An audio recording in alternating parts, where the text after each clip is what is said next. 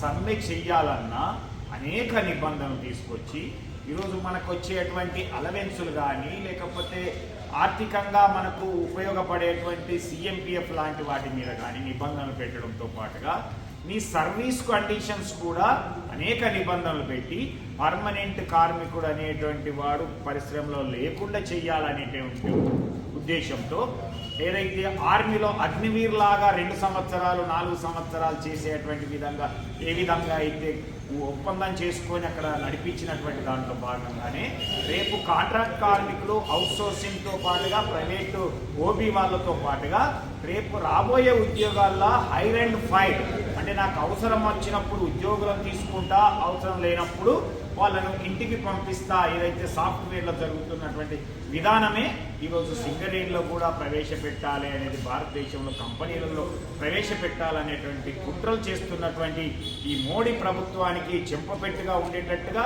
మన ఐక్యతను చాటేటట్టుగా సింగరేణిలో ఉన్నటువంటి జేఏసీగా ఏర్పడినటువంటి సంఘాలు అలాగే తెలంగాణ బొగ్గని కార్మిక సంఘం కూడా జూలై 9న జరిగేటువంటి సమ్మెను ప్రీ షిఫ్ట్ నుంచి మొదలుకుంటే నైట్ షిఫ్ట్ వరకు కూడా ఎక్కడ కూడా ఏ బాయిలో కూడా బొగ్గు పిల్ల రాకుండా చూడాల్సినటువంటి బాధ్యత మనపై ఉన్నది.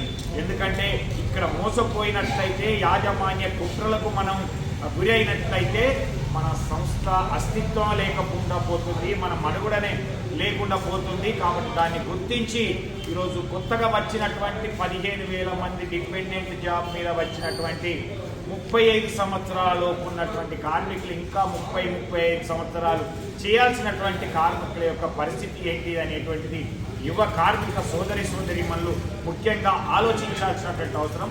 ఈ సంస్థ ఉంటేనే, ఈ సంస్థ మనుగడ ఉంటేనే మనం ఉంటాయి, మన సంఘాలు ఉంటాయి. అప్పుడు మాత్రమే మనం కొట్లాడగలుగుతాం, మన హక్కులు సాధించుకోవచ్చు. అట్లాగే ఆర్థిక ప్రయోజనాలు కానీ సాంఘిక సంక్షేమ కార్యక్రమాలు కానీ విద్య వైద్యం లాంటి సౌకర్యాలను మెరుగుపరచుకోవడంతో పాటుగా వేజ్ బోర్డులను కూడా సాధించుకొని మెరుగైన వేతన విధానాన్ని సాధించుకునేటువంటి అవకాశం ఉంటుంది. కాబట్టి యువ కార్మికులు ముఖ్యంగా ఆలోచించి ఈ యొక్క దేశవ్యాప్త సమ్మెలో మీరు ముందుండి నడిపించాల్సిన ఈ సమ్మెను నడిపించాల్సినటువంటి బాధ్యత ఉండాలి అనేటువంటిది తెలంగాణ బొగ్గని కార్మిక సంఘం విజ్ఞప్తి చేస్తా ఉంది. జై తెలంగాణ.